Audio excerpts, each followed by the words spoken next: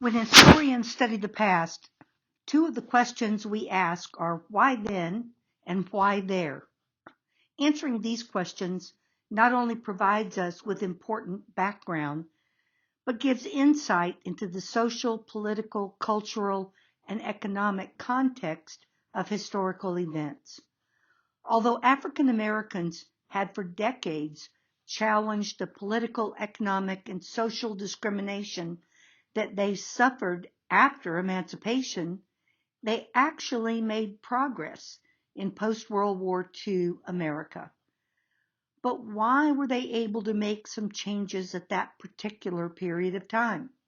And why in the South, of all places, where oppression and control were so intense and the consequences of protest often deadly? There was plenty of discrimination across America. So why didn't the movement emerge in New York City, Detroit, or Chicago? And most of all, why did this movement actually bring change when efforts to achieve the same goals had so frequently failed before? So we are asking, why did the most successful civil rights movement of the post-Civil War era take root in the 1950s, and why did it happen in the South? In this lecture, I'll be making the argument that the combination of the experiences of World War II, which produced a determined grassroots movement, and the pressures that the Cold War placed on the American government, created a successful national movement for change. The story of the civil rights movement of the 1950s and 60s began in the 1940s, in World War II, and in the clear hypocrisy of the racism that was a reality at home while the nation claimed to be engaged in a war to defeat racism.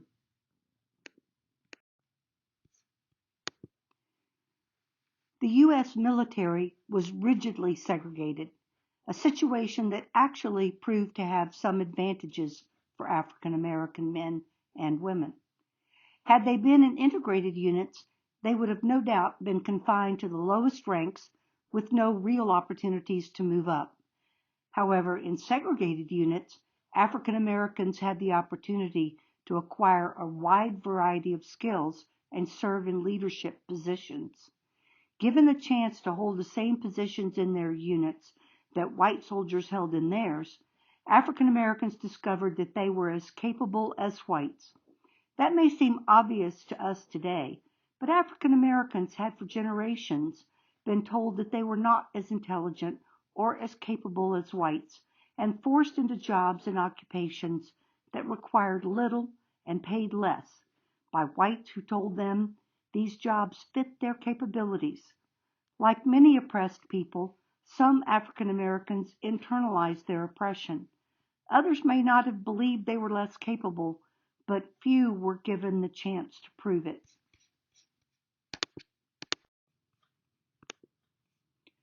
The Tuskegee Airmen, so named because they trained at Tuskegee Institute, a black college in Tuskegee, Alabama. They were fighter pilots. The 99th Pursuit Squadron fought with distinction in the Mediterranean theater and later joined three other Tuskegee squadrons to make up the 332nd Fighter Group. The 332nd was frequently assigned to escort bombers to and from Germany from Italy in the closing months of the war. When the Tuskegee Airmen came on the scene, America was losing 1 out of every 3 bombers to enemy fighters.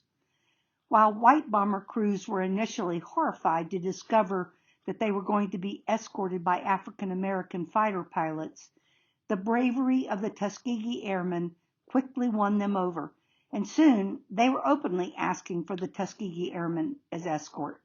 In fact, in over 2,000 missions, the 332nd never lost a bomber to enemy action, not one single bomber. The tails of the fighters flown by the 332nd were painted bright red, and their unit was affectionately known as the Red-Tailed Angels. This slide contains a link to a YouTube video that focuses on Tuskegee Airman Harold Brown.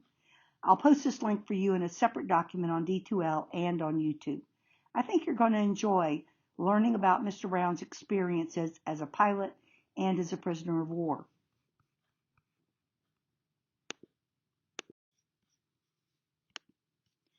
African American women also served in the military. They served as nurses and in various support units, just as white women did. They also served in segregated units, so had the same opportunities as African American men to realize their own potential.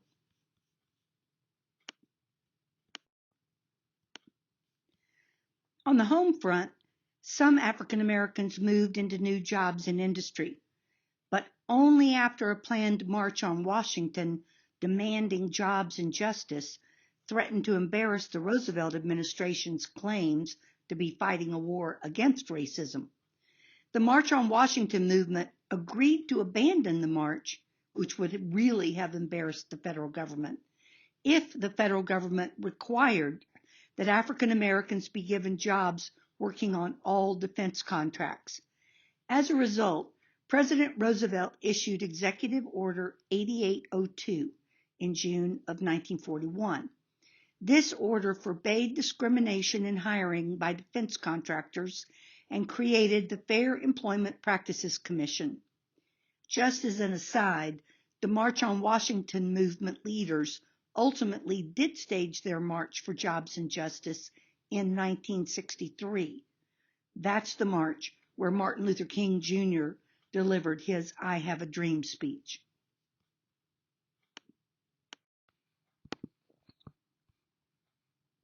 Both at home and abroad, then, African American men and women, like the nurses shown here, gained some new opportunities, but they still suffered discrimination at work, in the military, and in their communities.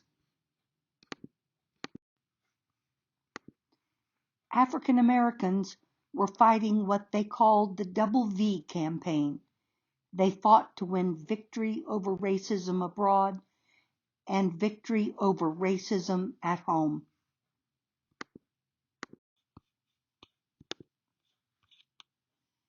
Overall, World War II created a hope for change among the African American population and a willingness for change among an increased number of white Americans. African Americans believed they had proven themselves to be intelligent, good Americans, worthy of equality. They were determined to build on their wartime gains and not be shoved backwards as they had been following World War I. In short, they were determined to put an end to Jim Crow America. Jim Crow is a term that refers to the web of laws and customs that segregated America and denied African Americans full access to their constitutional rights. Although there was a good deal of racism in the North, the South was a closed society in which African Americans were denied political rights and economic and social opportunity. They could not vote. Their schools were vastly inferior to white schools. They were forced to live in the least desirable areas of towns and relegated to specific, low-paying, dead-end jobs. There was a small black middle class made up of barbers, hairdressers, dry cleaners, and others who served the black community. There was also a small professional class of teachers, ministers, doctors, dentists, and lawyers who also exclusively served the black community. But even those in the upper echelons of black society had to abide by the laws and customs of Jim Crow. Like the veteran in this image, African Americans believed that if they were good enough to carry guns for Uncle Sam, they could drive milk wagons for Bowman Dairy. And they began to ask for a new place in society at home, beginning with better jobs, better education, better housing, and the respect of their fellow citizens.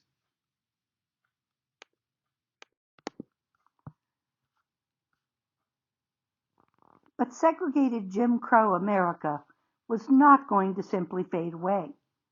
Many aspects of Jim Crow were set in law, like segregation in schools, theaters, restaurants, and housing. Other elements were not formally law, but were traditional customs of conduct, and just as rigidly enforced as if they were law. Here are a few of those Jim Crow customs. African Americans should never speak to a white person unless they are spoken to first. African Americans should never contradict a white person. African Americans must always call white people by a title such as Mr., Mrs., Miss, Sir, or Ma'am, but white people must always call African Americans by their first name. White people always have the right of way when they are walking or driving. As you can imagine, this could and did lead to some pretty interesting driving, especially at night. Whether law or custom, the rules of Jim Crow were designed to continuously teach a racial order to both blacks and whites. I grew up in the Jim Crow South, and I vividly remember the lecture I got from an aunt when I questioned why an African American man who did barn work for my uncle and was old enough to be my grandfather called me Miss Lizzie, but I called him Jeb and not Mr. Brown. All good Southern children knew that adults were to be addressed as Mr., Mrs., or Miss, plus their last name. No child ever called an adult by their first name. My aunt was horrified that I had gotten to be 9 years old and had not been properly schooled in the niceties of segregation. I'm not sorry to say that this was far from the last time she was horrified by my questions or my behavior when it came to race. But at that point, I just kept my mouth shut and filed it away under "that doesn't seem right."